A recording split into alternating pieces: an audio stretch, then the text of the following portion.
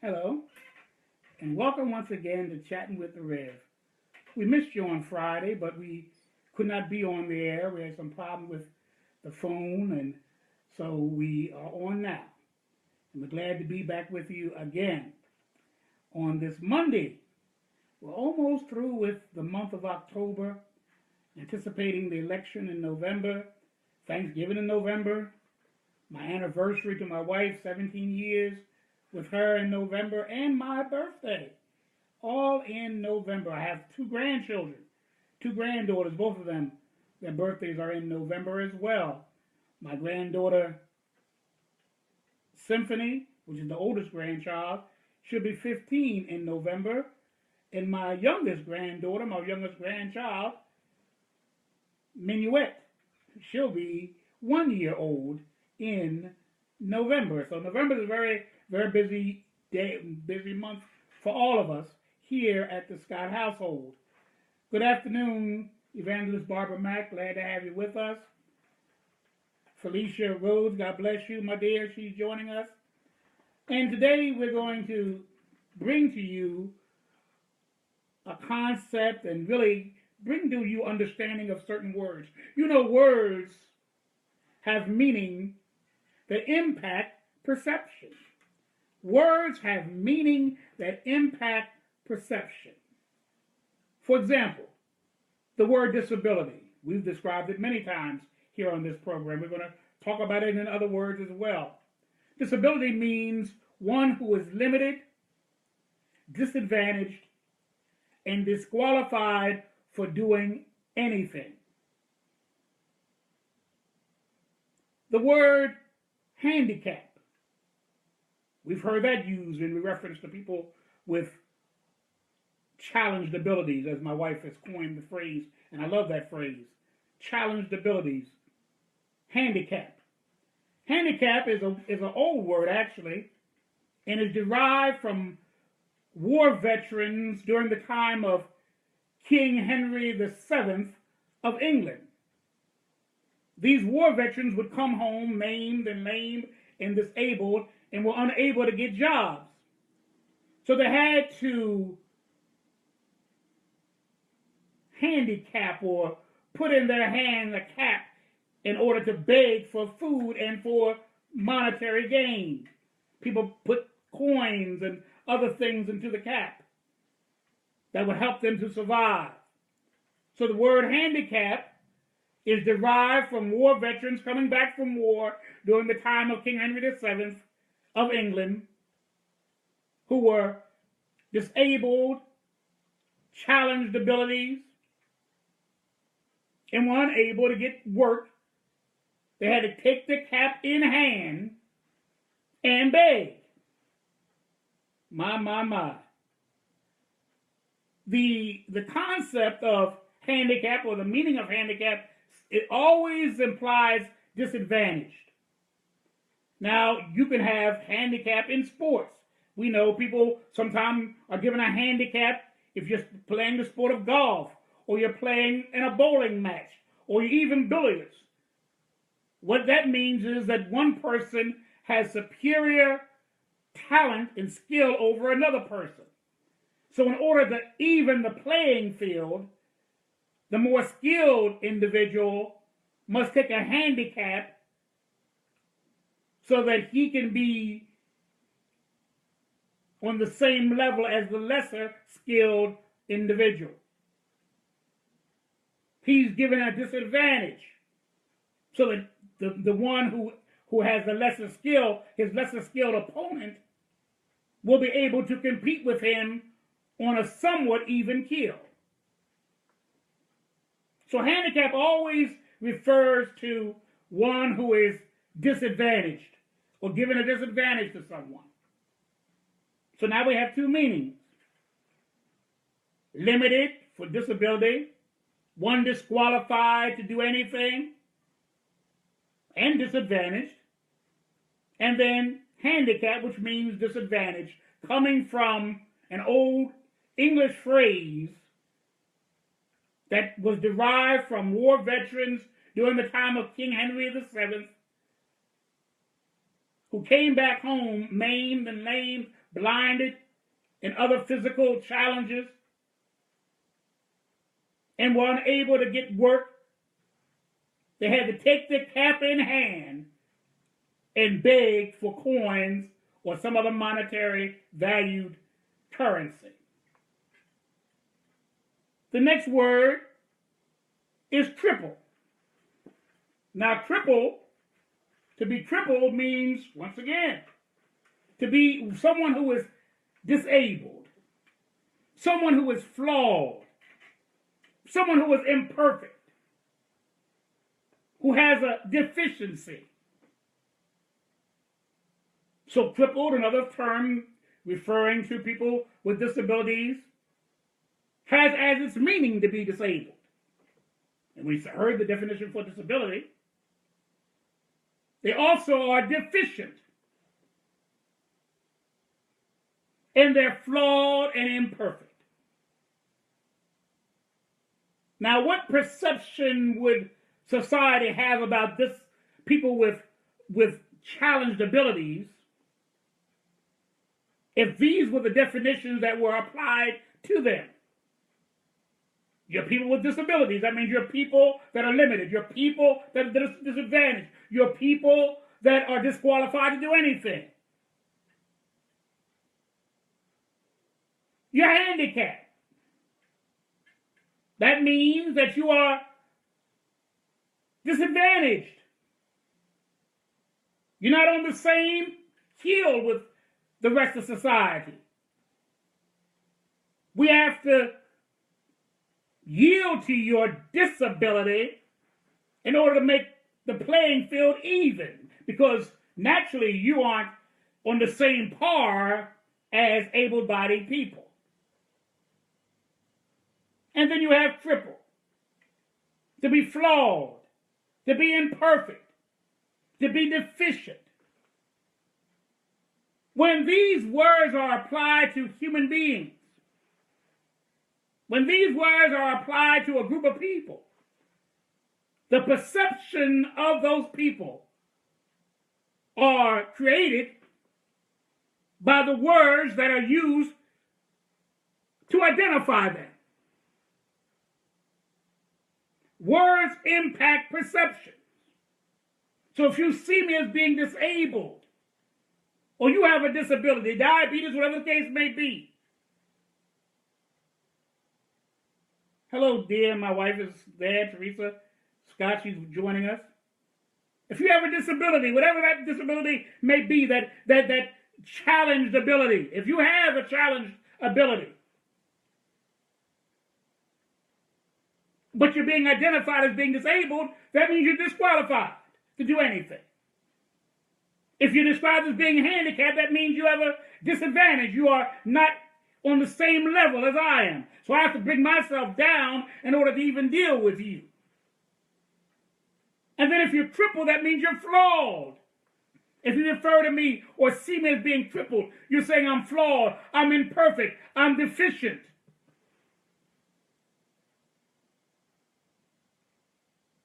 No wonder society sees us as second-class citizens, sees us as less than human, does not take our concerns really to heart. Now let's look at the meaning. No wonder. These words have meaning, and the meaning of these words impact perception. Disability totally emphasizes what people can't do. And even worse, it emphasizes what is impossible for certain people to do. You're disabled. You're disqualified. You're limited. You're disadvantaged.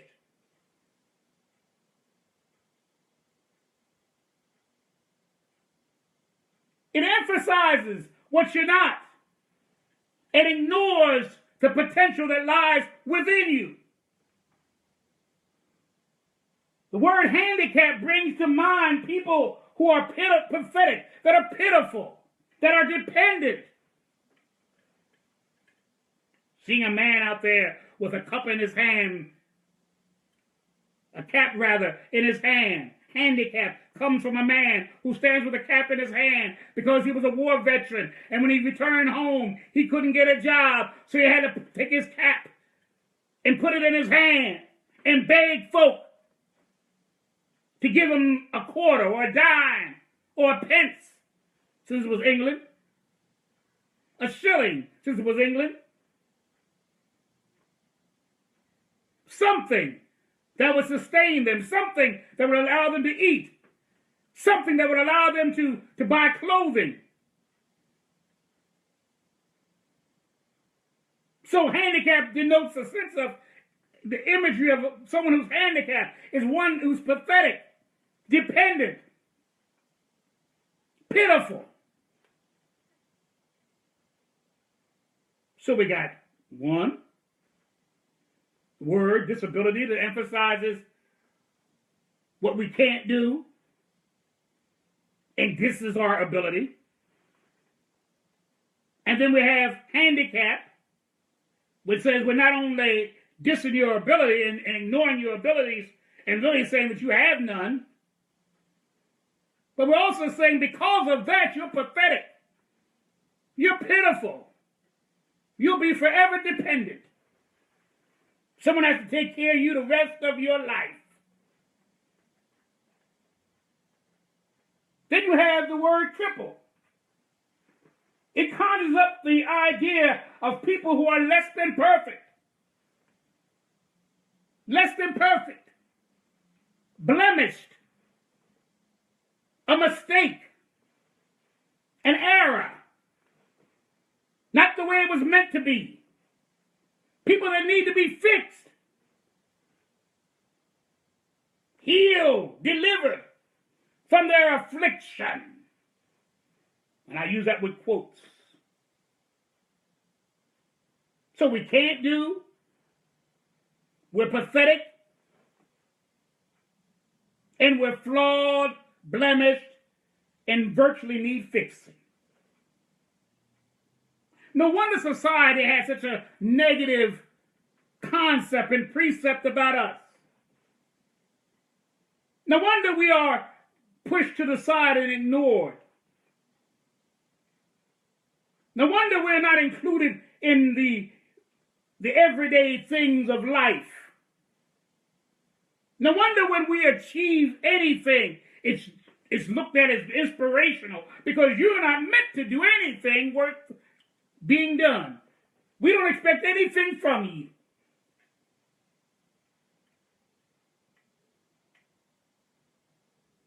No wonder it's so uncomfortable when you finally meet someone in a wheelchair, or you have to deal with someone who's blind, or you have to meet someone who is deaf, or someone who has lupus, or someone who has some sort of physical, developmental, or mental challenge. It makes you uncomfortable because your perception comes from these words, and these words create the perception. No wonder the candidates during the presidential election has done very little to talk about people with disabilities. Or, which is a better term, the one my wife has coined, those with challenged abilities. Oh yes, they'll bring them out on the stage, push the poor pathetic thing out on the stage, and they'll say what a great thing the candidate did for them personally. And they'll endorse the candidate, and then they'll roll them back out off the stage, and that's the end of that. But what about the things that impact our lives? Why aren't they mentioned? Every other group is mentioned in great detail what we're going to do to help them, assist them. It's wrong to discriminate. It's wrong to do this. But it's always so vague. Oh, they'll say it's not right to discriminate against the disabled, but there's no real meat. There's no real substance. There's no real viable plan. Oh, yeah, you may take one group and say you're going to do something for that group, whether it's someone with cerebral palsy or someone who has autism or someone who has Down syndrome or someone who has cancer. Oh, you'll highlight one group. Oh, yes. Just to make it sound like you are really empathetic and you really understand and relate and want to help. And then most of the time, it's a sad commentary, but most of the time we bring up those who are children. What we're going to do for the children. And yes, you should, because we all were children at one time. I was born with cerebral palsy, which meant when I was a child, I had cerebral palsy. When I was a child, teenager, I had a fused hip. Oh yes, my whole life I have had a physical disability. Or bodily challenge, if you will. So we need to help those who are young so they can grow old and have a fruitful life. But don't forget the adults.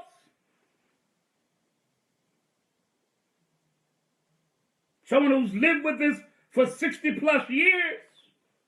Some even older, even longer. It looks like we always want to make people that are physically challenged pathetic, so we draw out the kids so we can have sympathy and make it seem like it's such a pitiful, such a tragic thing. Hello, Shawnette. Such a tragedy, such a travesty.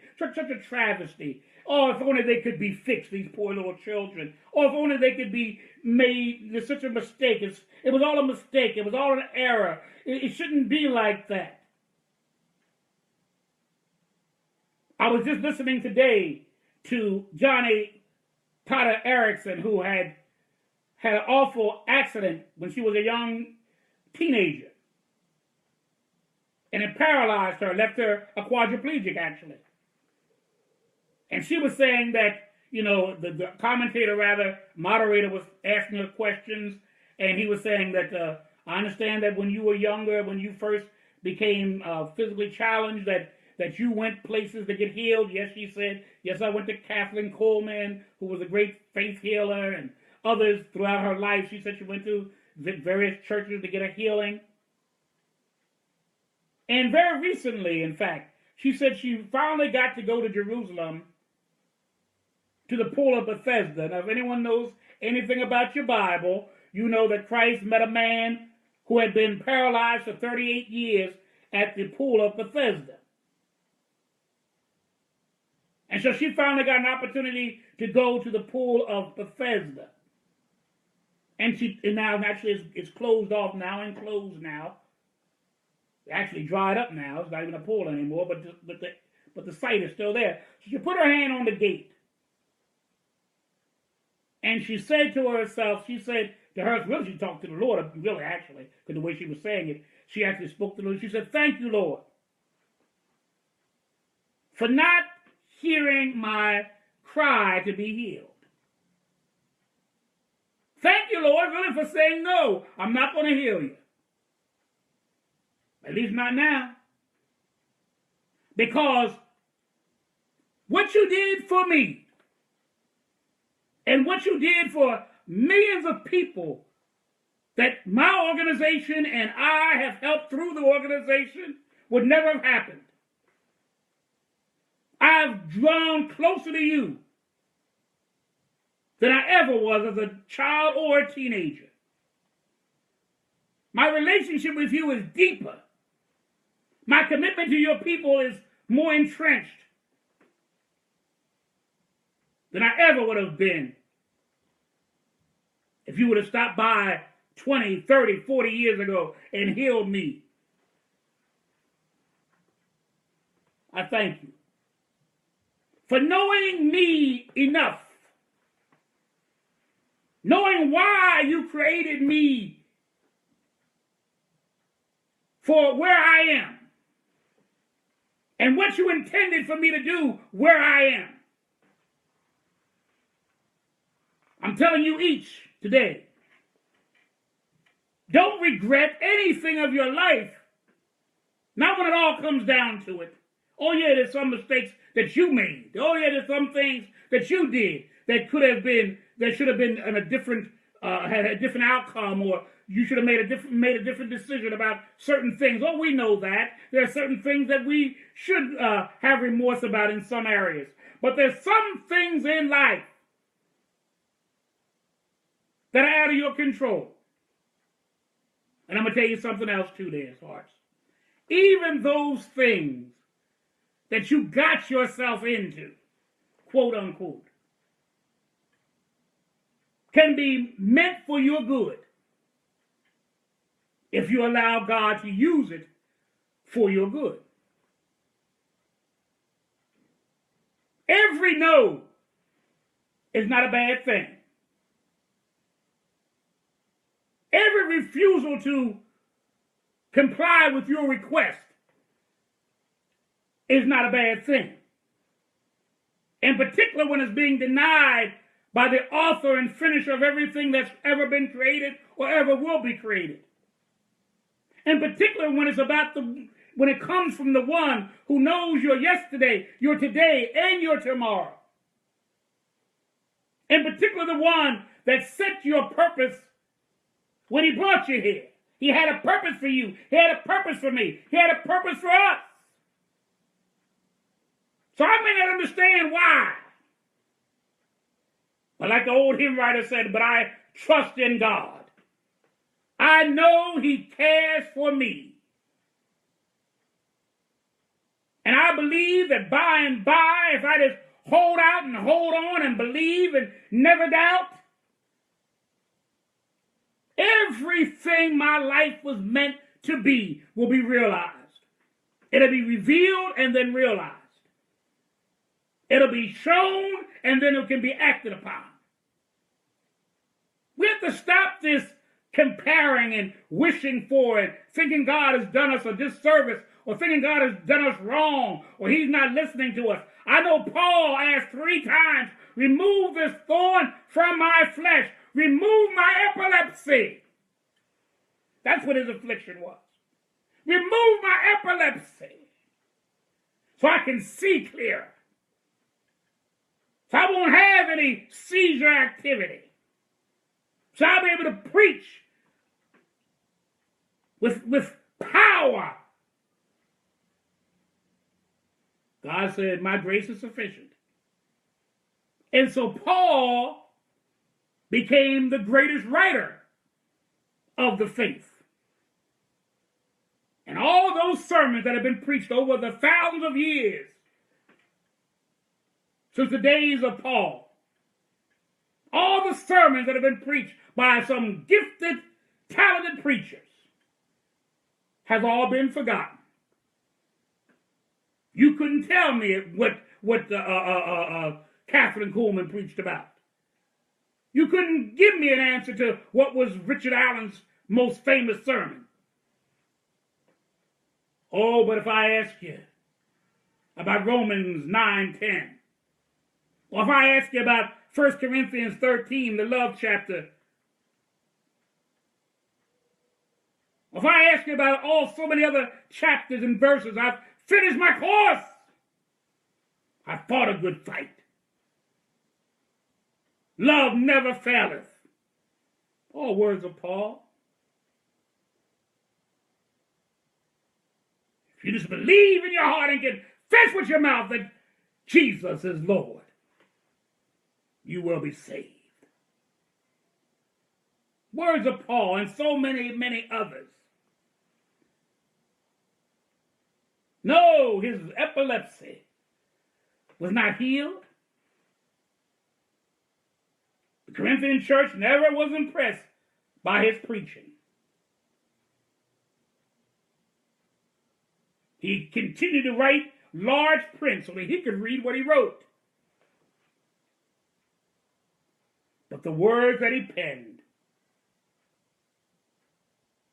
have been spoken, quoted, and more importantly, lived by men, women, boys, and girls from the year 38 AD to 2016 AD.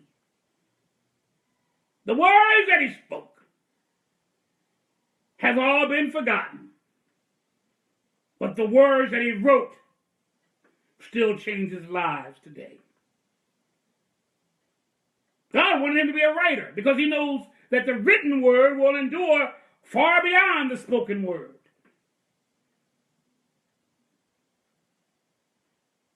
It transcends time.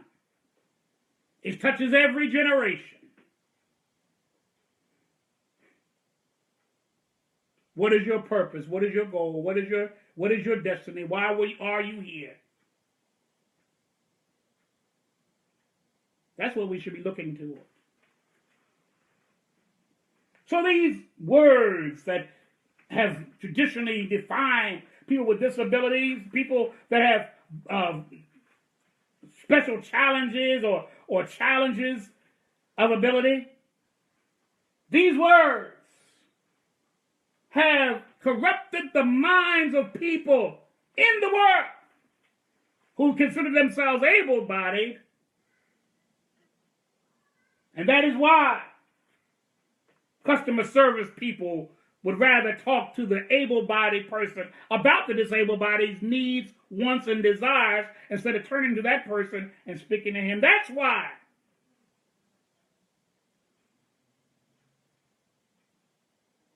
the presidential candidates in their debates have not touched on anything about issues concerning people with disabilities, other than saying that the other one said something about people with disabilities, and that's good to note. I mean, it's good to know that what their positions are in that regard. How do you feel about people with special challenges, people that have challenged abilities? Yes, it's good to know their position on that.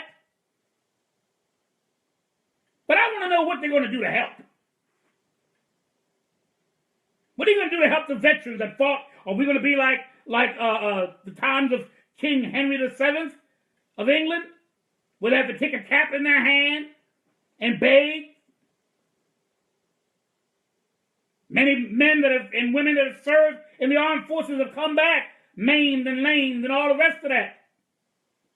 Broken. Can't even get homes, can't even get jobs, sometimes their families are broken up because of the situation they find themselves in. What are we doing to help them?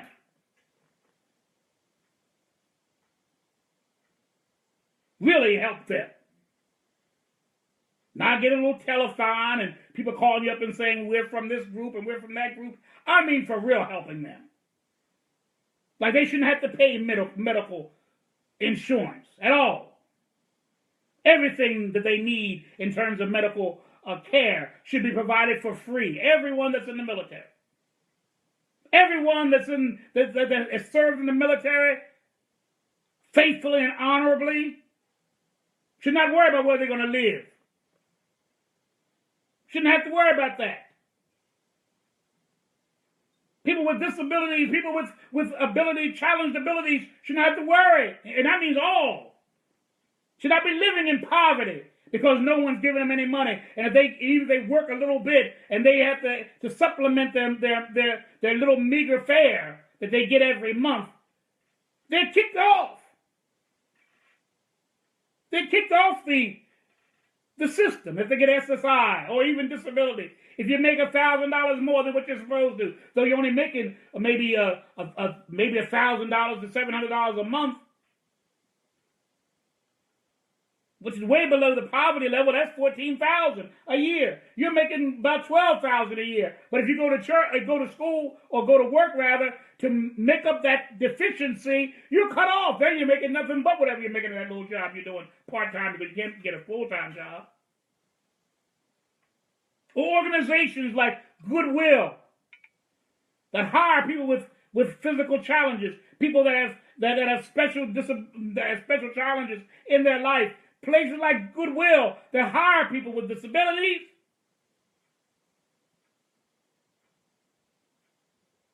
Pay them 22 cents an hour. All of them are paid under the minimum salary. But we hear people talking about $15 an hour and $12 an hour. That's what some of the candidates are saying. I know Hillary Clinton and Bernie Sanders were talking about increasing significantly the minimum salary. But there was a 38 law that says that you don't have to pay people with disabilities. People, that's the term they use, and I'm going to use the term they use. That's in the one of the acts that were passed during that time. And ironically, the president of the United States in 1938 was a man who had polio, Franklin Roosevelt, when this was passed by Congress. That's the irony of it all. The irony of another irony is that the president of Goodwill, who by the way makes $1 million a year, while his people are making under minimum salary as low as 22 cents an hour. That's in one of the industry companies here in Pennsylvania.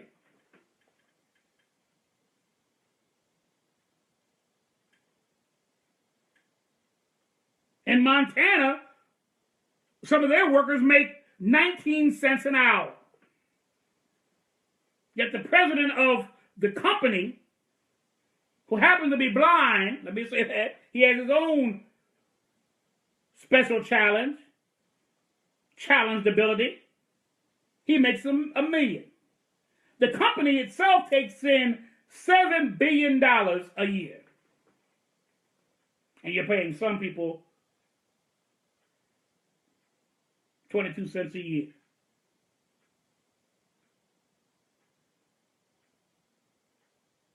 In these workshops, there are some, not Goodwill in this instance, there's one person I saw, and it says he's not unique into himself, but there's one young man who has Down syndrome who's actually paid 52 cents every month and a few dollars every year. That's before taxes. So the administrators are making millions, the companies are making billions,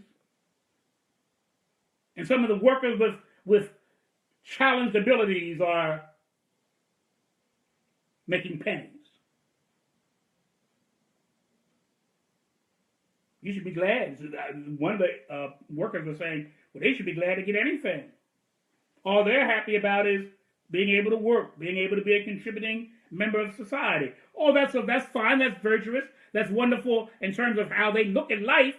They want to be a contributing member of society, but that doesn't say much about the administration. That doesn't say much about the managers or the company itself.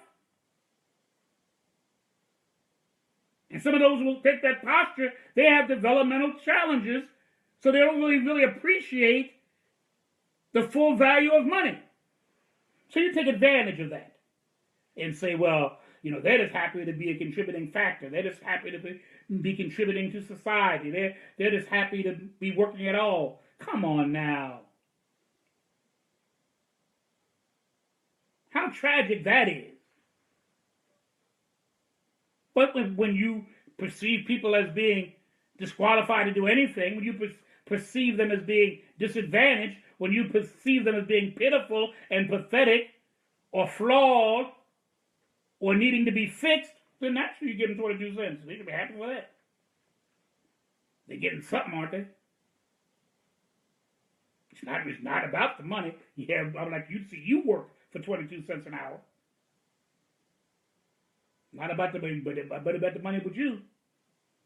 It'll be about the money with you. You wouldn't be working for Goodwill if you were making 22 cents an hour. I bet you that, Mr. Manager. I bet you that, Mr. President. Chairman of the board. You would not be working for that company if all you were making was 22 cents an hour. You would not be doing it. And yet you take advantage because the perception is one of people that are disadvantaged. People that are disqualified. People that should be thanking God for anything that we throw their way. You should be glad we're giving you anything from Social Security. Whether you worked or not, you should be glad that we're giving you anything. Thank your lucky star that you get $200 a month. Can't live off of it, but you should thank your lucky star you get it. $400 a month. Thank your lucky stars you're getting it.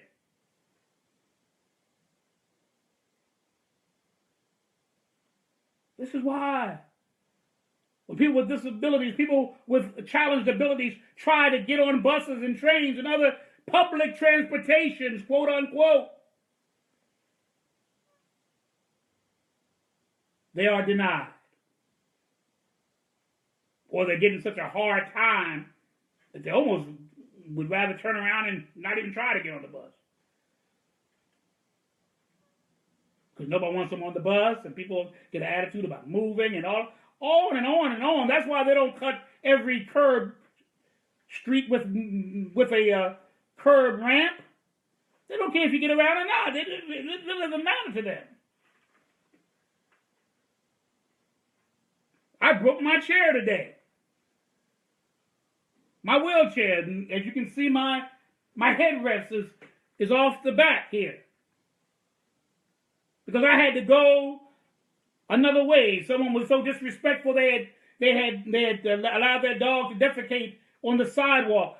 And I had no room to maneuver. So I had to go across the street. And that sidewalk is so battered and shattered and torn and broken that I was bumping up and down. I was stuck at one point trying to get from one place to another. I had to go in the middle of the street just to get home. But nobody cares.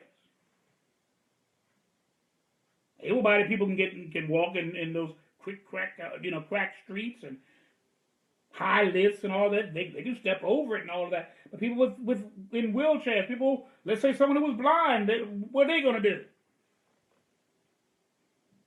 My wife says, what? Yeah. What are they going to do? Someone who's blind. What would that person do? You know, they can't even see. And they got the bumps and the cracks and the lips and all that kind of thing on the sidewalk. Because nobody cares. We're able to walk over it and around it and through it without any problem. Whatever we got to do. We're able to make the necessary corrections. We're not concerned about whether you can make it or not. Public buildings you can't even get into. Doors so heavy you could not open them. And they're supposed to be open to the public. But we're not a part of the public. That's not the mindset. If we were all put in institutions, not many folk would care. And that's a sad commentary. That's a sad statement for me to say, but I believe it. If we were all institutionalized, there would be not many people missing us in this world. Maybe your loved ones, just a few of them, would really care about your not being amongst the group. I've had to not go to parties. I've had to not go to celebrations. I've had not to go to other functions that I would love to have gone to. Can't go. How am I to get there? I was supposed to go somewhere on November the 11th and 12th to Harrisburg. The first thing they said was, "How you going to get up?" And I said, "I'm going to get in the train. Well, we'll meet you in the car." Now I got to tell them because they had to leave. The contact wasn't good. I have to call them back and let them know. Remind them because they already know. You know now. I'm in a power wheelchair, so I doubt very seriously that car can take this. Your car can take this kind of chair.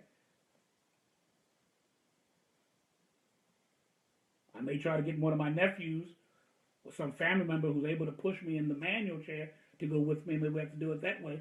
But this kind of, inconvenience, and it's not no one's fault in particular in this instance, but it's just the idea.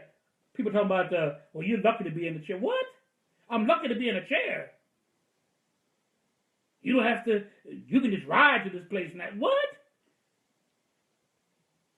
I can't ride everywhere in the chair.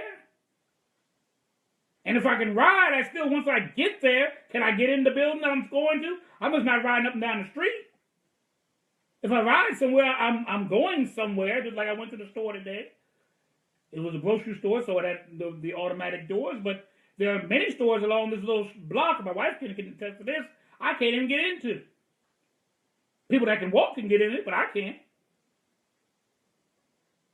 But I thought you can walk a little bit. Oh, yeah, I can walk a little bit, but I can't walk from where I am to there. I can walk once I get in the building inside if I can do that, but how am I going to get there? And there are days I cannot walk any distance hardly. All matters when how good things are, but certainly I can't walk from where I live to the grocery store, which is about 6, 7, 8 blocks.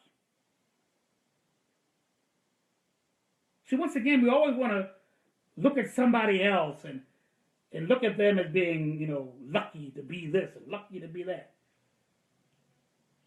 I know I was young. My wife asked where the headdress is. It's here. It didn't fall out in the street, but this fell off when I got home, thank God. These are the things we need to be considering one another. What we speak about. So people say it doesn't matter if you call somebody the N-word, if you call somebody the F-word, if you call somebody a Jewish person out of his name or a Hispanic person out of their name, the slang and the slurs that are said about them. It does matter. Because words have meaning that impact perception. They do matter. And if you say them often enough and long enough, people that are called those names are going to be identified as being what the meaning of that word is. If you keep on saying someone's disabled, the imagery is going to be automatically that they are disadvantaged, disqualified, and limited. Call somebody crippled enough, the first perception is going to be that they are flawed, need fixing, and are blemished. And if you use the word handicap, you're saying that they are disadvantaged, and you have to bring yourself down in order to be on an equal footing with them. What? Say them enough. And then we understand where ableism comes from. The discriminatory, prejudicial, biased attitude toward people with challenged abilities.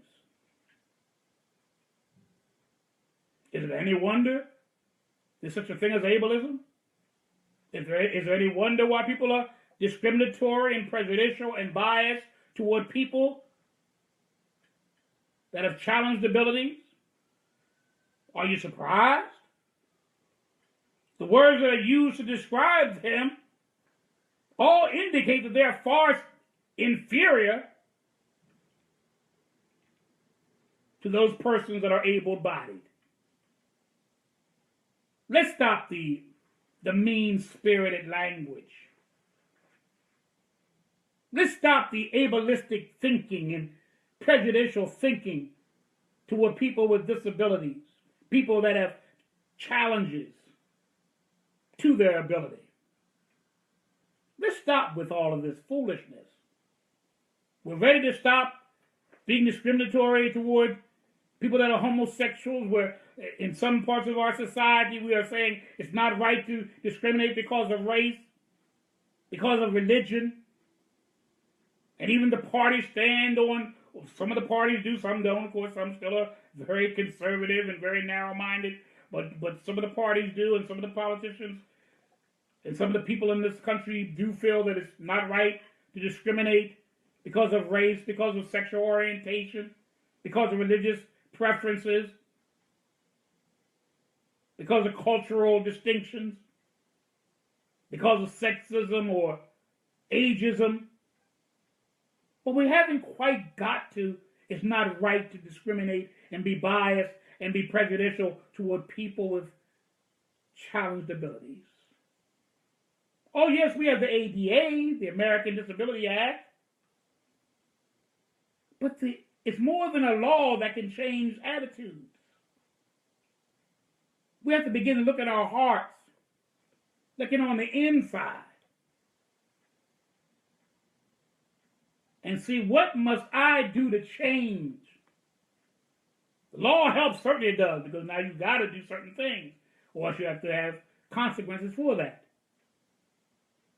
But until people begin to have different perceptions about people that have physical, developmental, and mental challenges, it'll be a long road before equality and justice will be across the board as it relates to people that have these challenges. I want to see a day when I can actually see people that care.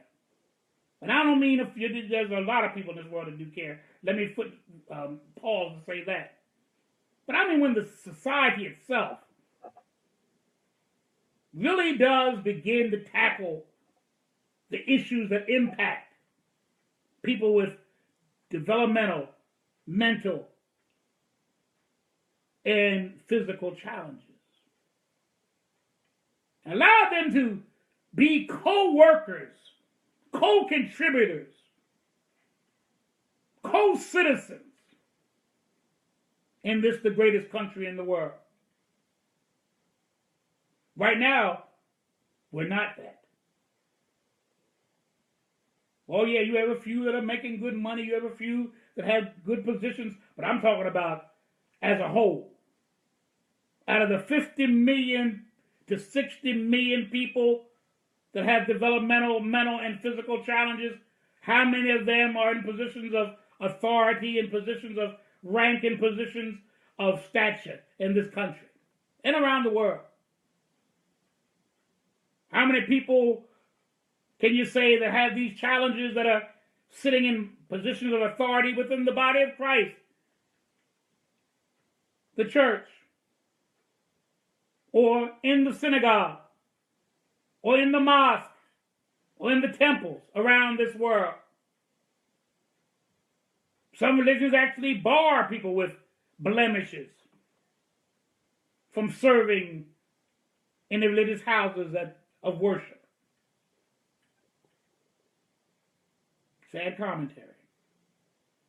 Where everybody else's issues are brought to the forefront, except one. Muhammad Ali had Parkinson's disease. Everybody talked about it at the funeral and just said glorious things. They were invited by the hundreds to come and by the hundreds to speak.